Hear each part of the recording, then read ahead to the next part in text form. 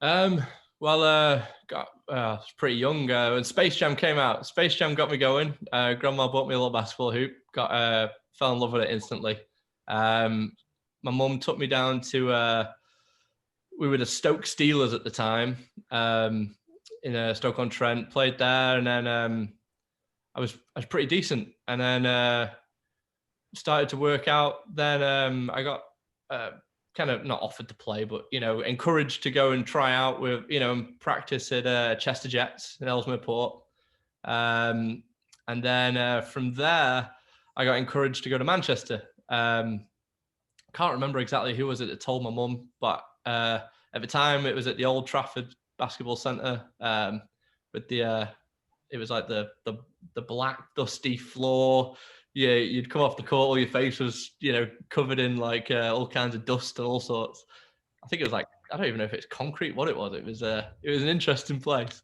But anyway, I played for Joe Forber pretty much. When I got there, I was like 10, I think.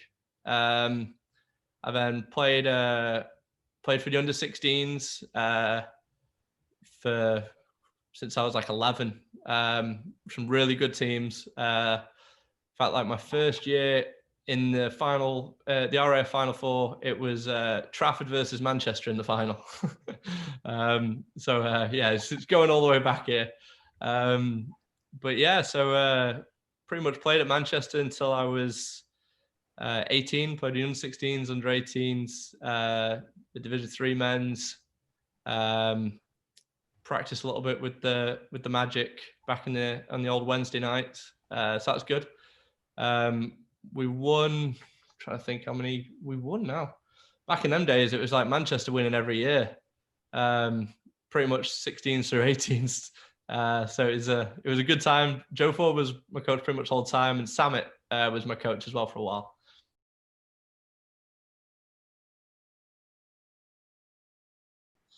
Yeah, so I was a point guard. I was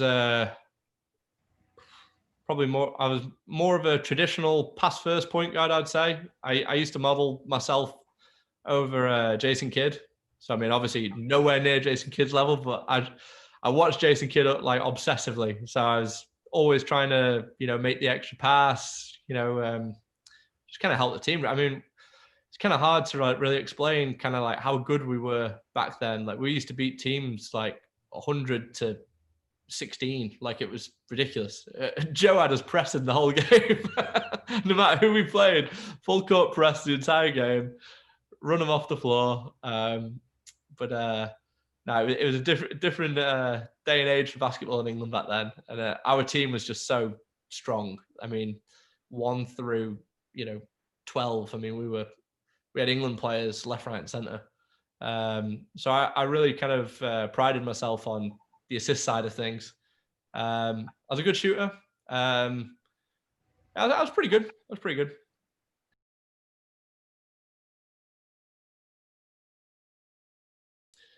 I mean, just good friendships that I made during my time there. I mean, I pretty much lived there, really. I mean, it was like Monday nights. It was the kind of like the game nights. You'd be on. I can't even remember what it was even called, but it was like game nights basically. So like whatever team I was like it wasn't even like a real team. It was like the Monday night team. I can't remember what it called, but so you'd play the Monday night games with whoever your team was. Tuesday was practice for the under 16s, and then straight after that was under 18s. And then straight after that, it was with the D3 team.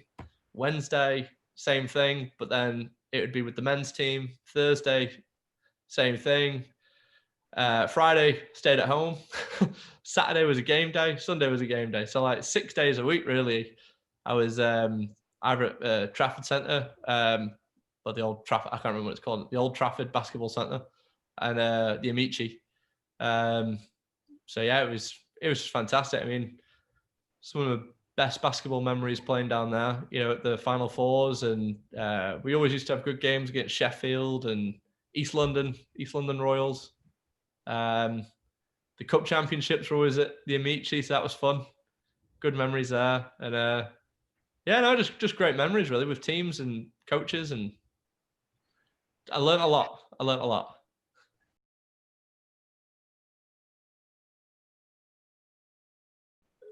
Trying to think how to explain it. Like, I mean, obviously my dream at that point was to be in the NBA. I always wanted to go to the NBA. And then when I got to America, I kind of realized I wasn't athletic enough to do that. You know what I mean? Like in England at that time, like we were really, Manchester was really dominating. We were beating teams left, right, and center. I mean, I was in the England setup. I mean, I wasn't like an NBA kind of good player, but like, you know, I was pretty good, you know. So like I didn't really understand the level it was athletically. So going over there, I felt really confident. I wanted to prove myself, wanted to be Division 1 player. And I think I could have been a Division 1 player if I have stayed healthy, I think. But wasn't meant to be. Injuries kind of crippled me in that sense. But yeah, it was just, I mean, the place I was at, IMG Academy, we had Dwight Powell was on our team. He plays for the Dallas Mavericks now. I mean, there was some really high level people there that kind of put it into perspective pretty quickly, like, you know, the level that you have to be at.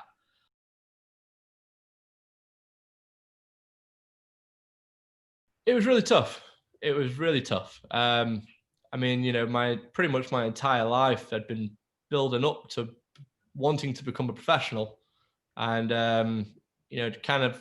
I mean, I really had about 3 years really when I was pretty much didn't play. I mean, when I was 17, I broke my foot. I kept on playing on it, and then I realized I broke it really badly. So then I had to get surgery on it, out for 9 months. Then I went straight from not playing for 9 months to IMG Academy in Florida, where the level of athleticism and just the standard of the games, just it's another couple notches higher than what it's like in England. And I was doing okay, I was holding my own. I was a starter, played the first game, started, tore my shoulder. That had to have surgery on my shoulder. That took me out another about 10 months or so. By the time I came back then, the speed was not the same. Couldn't jump as high. I wasn't in as good a shape as I was. I was a bit rusty. So then I played 3 months or so, trying to get back into it. Felt like I was coming off the bench now. I still had my shot. That was pretty much, my court vision, but I didn't have the speed to get to where I wanted to be. I couldn't jump as high. I couldn't move laterally as quick. And then I got injured again. I re-broke my foot again. And then at that point, I was like, it's not going to happen. I'm not going to, by the time I get back playing again, I'll only have a couple more games left of the season. No D1 teams will come calling. And I had a couple of D3 opportunities. But I just figured at that point, it wasn't meant to be. It's not the direction I wanted to go in.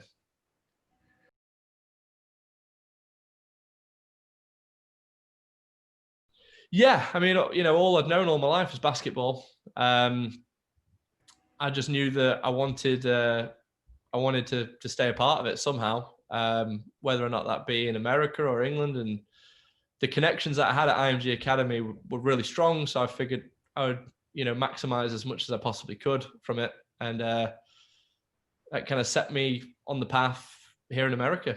And I'm very happy with how it's turned out so far. Hopefully I can come back to England one day and coach over there. That's the dream, I guess.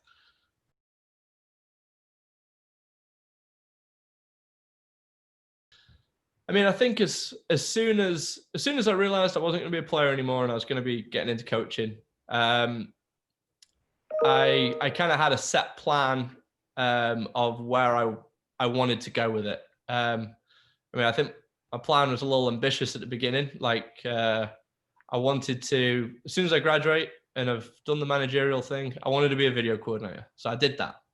And then I figured 1 year as a video coordinator, and then I'll be an operations guy somewhere. I kept on having these like little set times in my head where it all kind of happened. But it's a lot harder than that. It's timing has to be right. It's all about who you know and timing, and opportunities. And sometimes them opportunities don't come. So, I was a video coordinator essentially for 5 years, really. So I kind of learned a lot, but also by doing that, I learned a lot more about the game itself. Having an opportunity. I mean, for 5 years, all I did was, watch basketball essentially. So, really helped my development and learning of the game to another level, I think. And now it's really, I'm starting to see the benefits of it now. But yeah, they always had a goal. I mean, the goal now is to be, coaching at the highest levels. I mean, I really want to be an assistant coach and a head coach one day. I mean, the NBA is always the dream. Division I basketball's the dream. So yeah.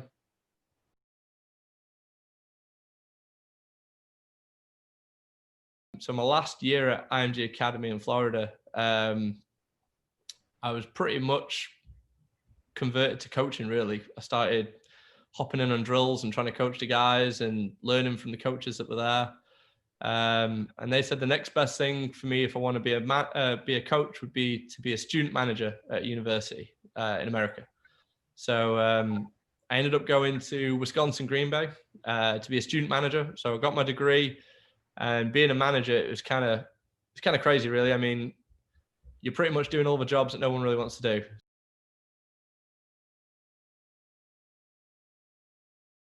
A player falls over, sweat all over on the floor, you go and mop it up, wipe it up.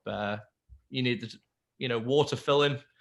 I get the water bottles, do the laundry, rebound for the guys, just all the stuff that no one really wants to do and all the little things. Did that for 3 years. The good thing about it, though, is it gets you around the team, and you're building connections with the players, the coaches.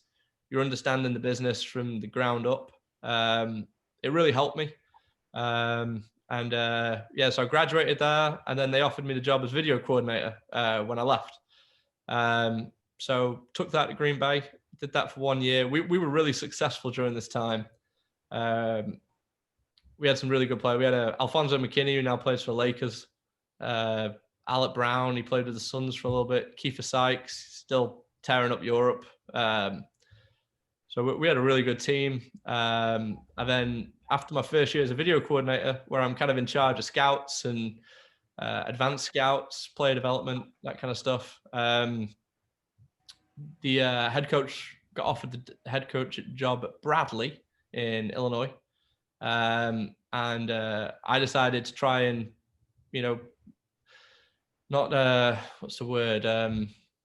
branch out my coaching tree. So I reached out to a few people, and I got really fortunate. I got offered the video position at Buffalo here in New York.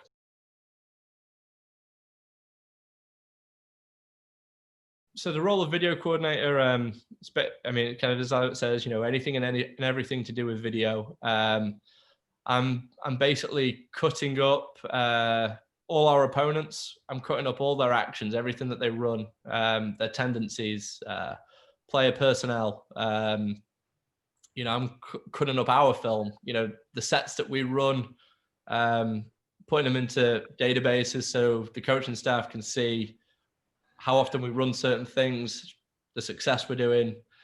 I'll make highlight tapes for the players. I'll make player development tapes for the players. I film practice. I cut up everything in practice.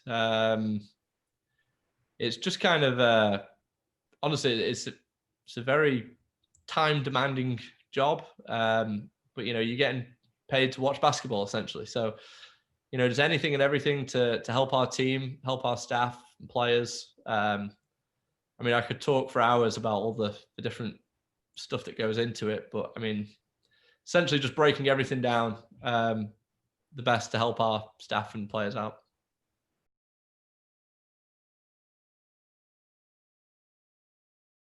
So it kind of takes it to another level in terms of how hands-on I am with the program now. So, I mean, I essentially am in charge of the basketball budget, all travel, team travel, recruiting visits, summer camps. I still am very hands-on with the basketball side of things.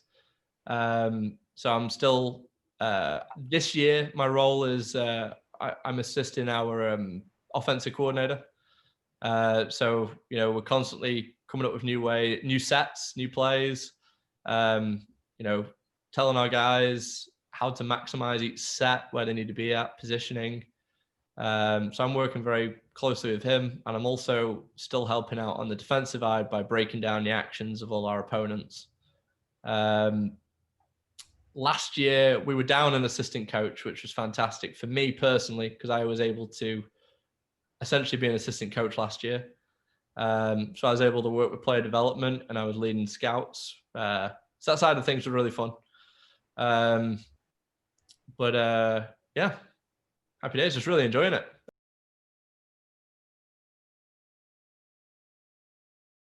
Yeah, very long hours. Yeah, it's 7:30 in the morning, getting to the office, leaving at. I mean, you could leave at midnight if you know how it goes. But no, it's just great just being in the gym all day and just doing everything to help the program, really.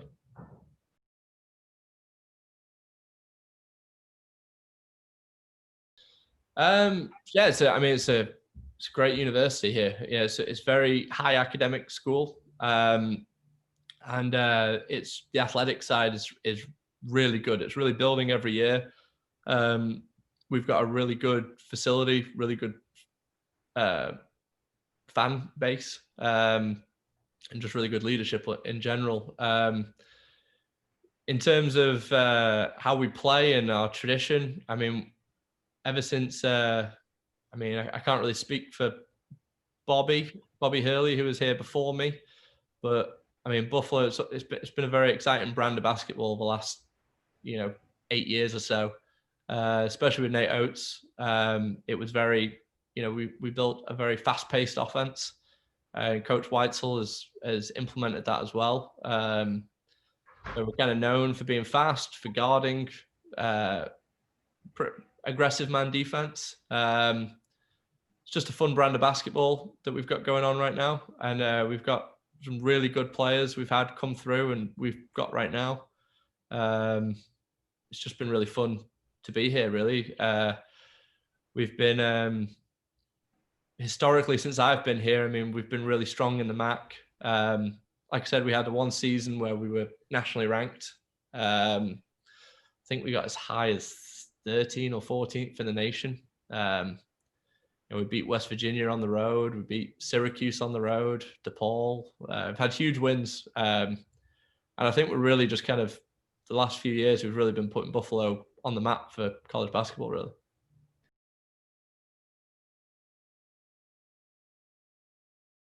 It's great. Yeah, it's great. It's very snowy. Get a lot of snow over here, like feet worth of snow. But yeah, no, it's great. It's a sports city. People are sports mad here. The fan base is incredible. I mean, you can see on the picture. I mean, we really get big turnouts. It's 6,600, I want to say, capacity. We've sold that out quite a few times now. Food's great. People are great. Sports is great. Lots to do. It's a big city. And it's really close to, other big cities. You're about an hour and a half away from Toronto, 3 hours from Cleveland. Niagara Falls is like on our doorstep. It's like 20 minutes away. Yeah, it's a fantastic place to live. Love it here.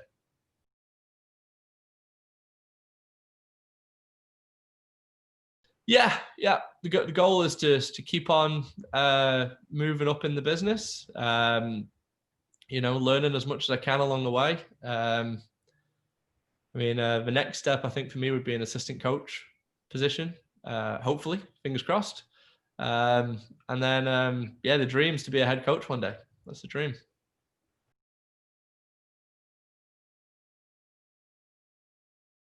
Yeah, I'd love to come back one day. Might need to make some money over here before I come back over there. But the dream. I mean, I miss England more than anything. Would love to come back, be with my family and friends, and yeah, fingers crossed. Hopefully, the game keeps on growing over there, and I can one day come back.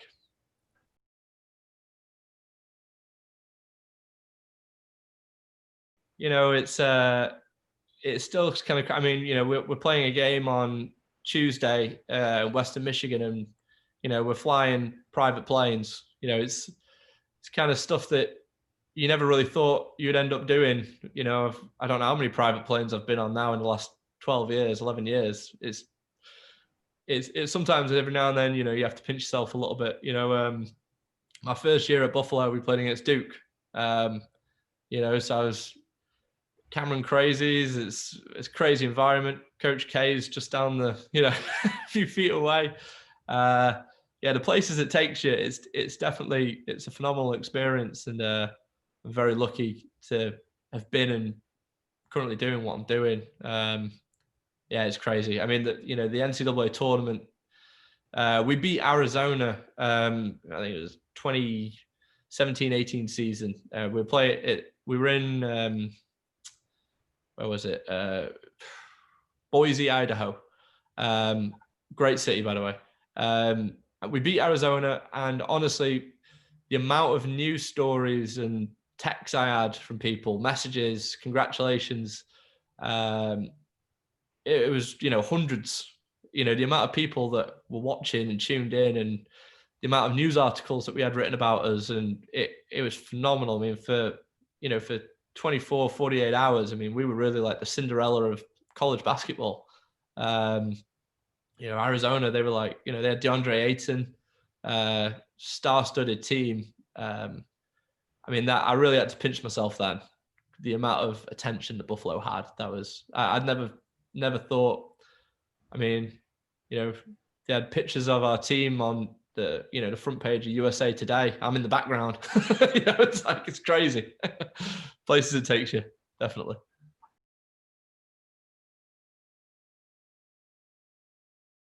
I did, yeah. Probably not to the extent I did on that day after being in Arizona, but yeah, growing up, I used to watch what was it, NASN, the network.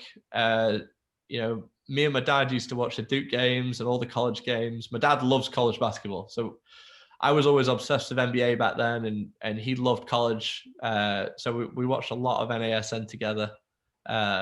So you really saw how big the college game is. Uh, yeah, it was phenomenal. But yeah, being in it, it's big.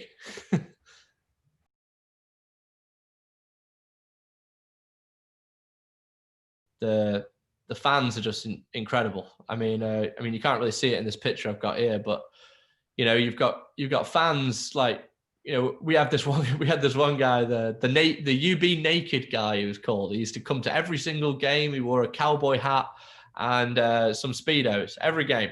You know, painted himself blue. Um, we have a cowbell that we do being the Bulls. You know, we got guys going crazy banging these cowbells. You know, the band is playing. It's really a phenomenal atmosphere, and a passion that you can't really get anywhere else, really.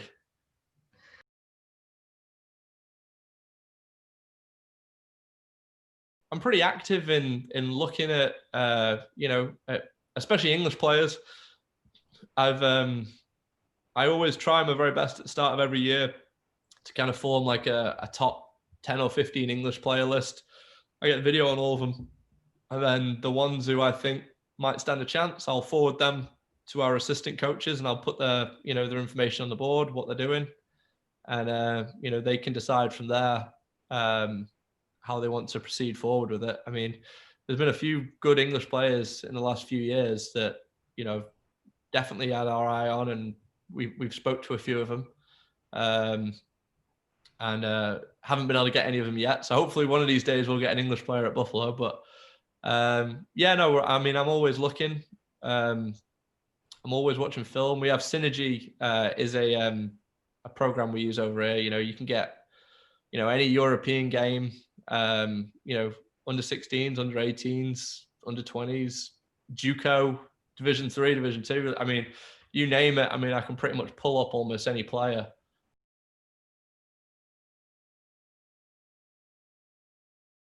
I mean, the first thing that sticks out is, the kid's body.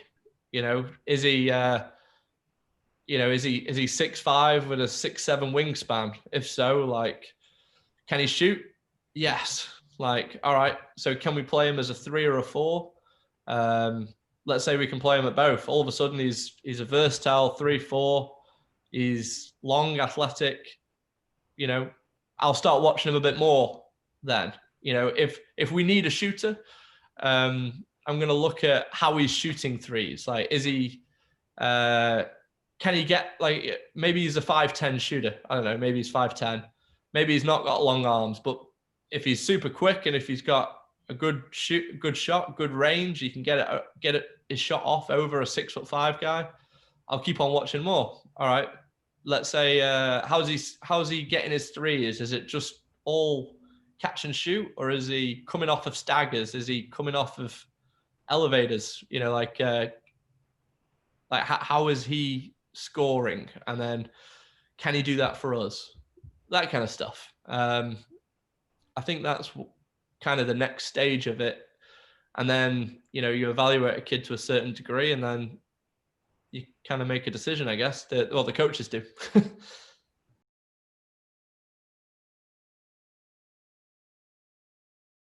I mean, I think the best advice I could give is just to, you've just got to outwork everybody.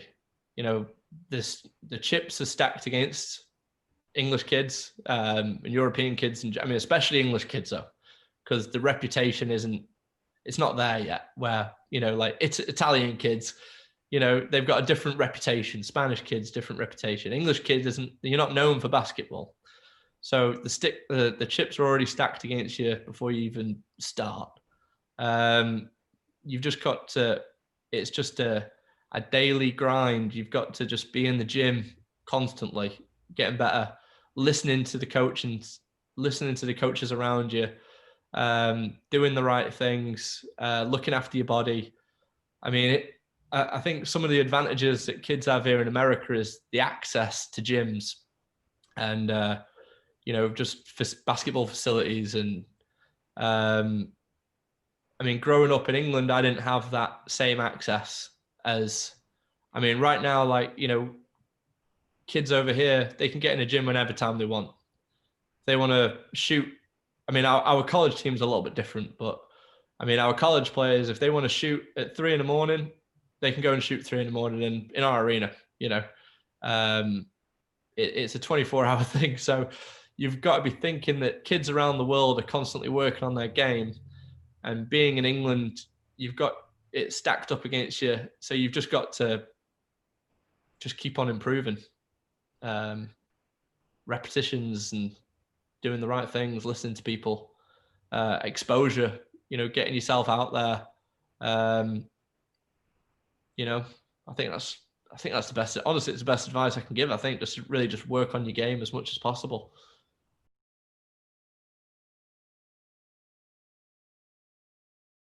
Oh, hundreds.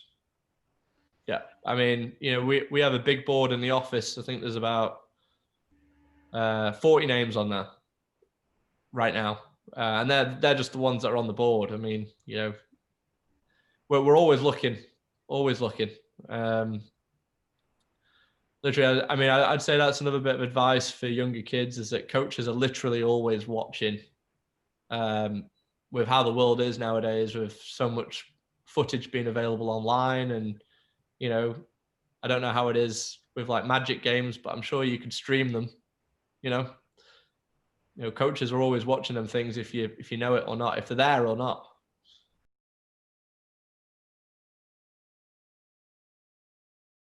I would love to come back. I mean, I came back a few years back, maybe 4 years ago or something like that. But I would hopefully next time I come back, I'd love to stop by. I mean, I missed the place. I miss Joe and Graham and all that. Yeah, they were great. I mean, like I said, I mean, I can't give Joe enough praise, really. I mean, he really kind of made me who I am today, really. And I mean, he got, helped me with, helped my passion of basketball. Big Joe Forber fan. Big Joe Forber fan. And Maggie. I love Maggie.